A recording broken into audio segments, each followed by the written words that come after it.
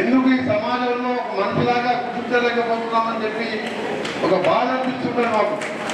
మేము toll gate దగ్గర ఆగినప్పుడు ఒక 5 నిమిషాలు మాకు ఆలోచిస్తుంటాం.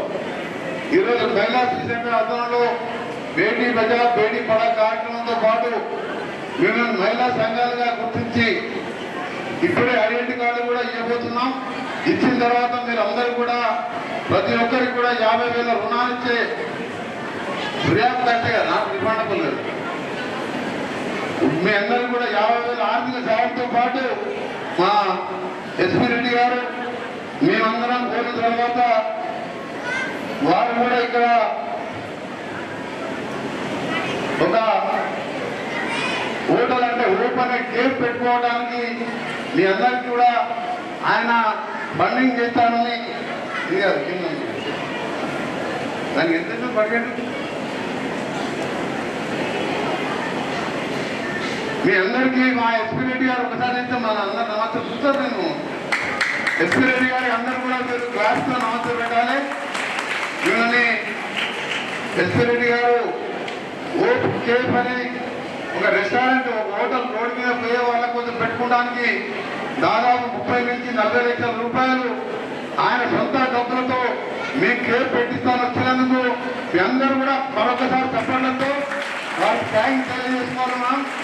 మీరు కూడా మా జిల్లాలో ఉన్న వారి కోసం అంత 30 లక్షల రూపాయలు సహాయం చేస్తున్నందుకు నేను ఒక మినిస్టర్గా మా SP Reddy SLA terminal group chairman వాళ్ళ ఫాదర్ పేరు మీద ఎన్నో కార్యక్రమాలు చేశారు.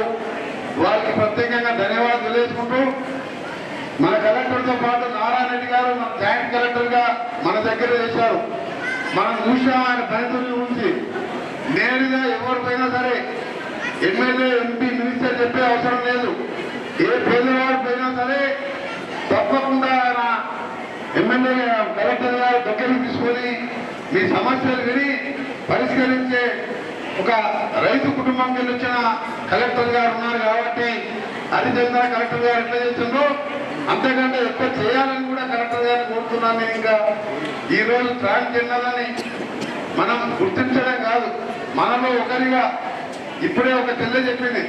మీ అందరికీ చెప్తున్నా, మీకు ఒక మినిస్టర్ లాగా కాదు, మీకు ఒక అన్నలాగా తప్పకుండా మన జిల్లాలో ఉన్న 178 మందే కాదు, మన రాష్ట్రంలో ఉన్న ట్రాన్స్జెండర్ల సమస్యలను ముఖ్యమంత్రి గారితో చర్చించి తప్పకుండా మహిళా సంఘాలలో కలెక్టర్ ఆఫీసులలో ఆర్టీఓ ఆఫీసులలో మీరు స్వయం సహాయంగా మీ కాళ్ళ మీద ఎదిగేలాగా తప్పకుండా మా ప్రభుత్వం ఇటు నేను నల్గొండ జిల్లాలతో పాటు తెలంగాణ వ్యాప్తంగా ముఖ్యమంత్రి రేవంత్ రెడ్డి గారి దృష్టికి తీసుకొచ్చి పరిష్కరిస్తాం. మేము అందరూ కూడా మా నాయకులకు కూడా చెప్తున్నాం, మీరు వాళ్ళ గ్రామాలకు వచ్చినప్పుడు కానీ వాళ్ళు అక్కడికి వెళ్ళేటప్పుడు కానీ మీరు వాళ్ళతో పలకరించి ఒక ఫ్రెండ్లీగా మాట్లాడాలి. మీరు వాళ్ళని ఏదో పోతుంటే ఇట్లా చూడడం కాదు.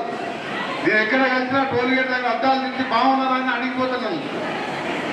పెద్దమ్మరిపేట కానీ పన్నాగి కానీ ఎక్కడ పెద్దమ్మరిపేట దగ్గర ఎక్కువ మంది ఉంటారు. బాగున్నారా, ఏం చేస్తున్నారు, ఏం కావాలని అడిగిపోతుంది. ఆ విధంగా మన నాయకులు కూడా వాళ్ళని ప్రోత్సహించాలి.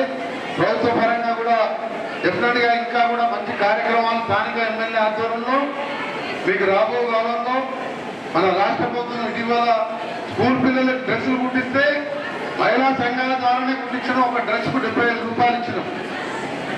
ఈరోజు మహిళా సంఘాలని గతంలో రాజశేఖర రెడ్డి గారు ఉన్నప్పుడు లక్షాధికారులు అన్నారు.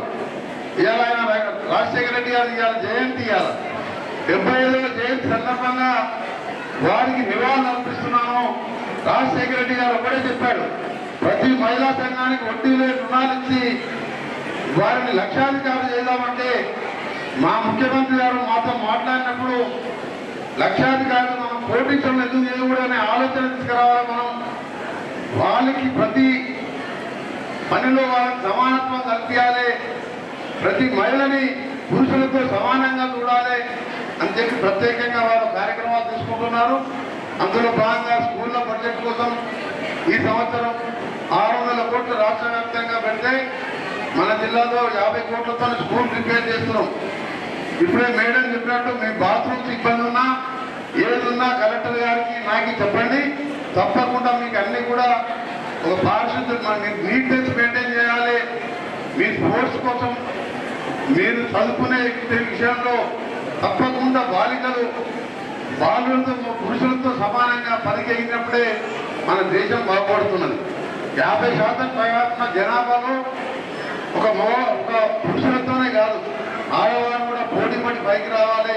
తప్పకుండా మా గవర్నమెంట్ సపోర్ట్ చేస్తుందని తెలియజేసుకుంటూ, మా గ్రామ సమస్యల గురించి గుండ్రాంపల్లి సమస్యల నుంచి ఎమ్మెల్యే గారు, అలాగే మన గ్రామ పెద్దలు అంజయ్య గారు కానీ, విజయ్ గారు, రామచంద్ర అందరూ చెప్పిండ్రు.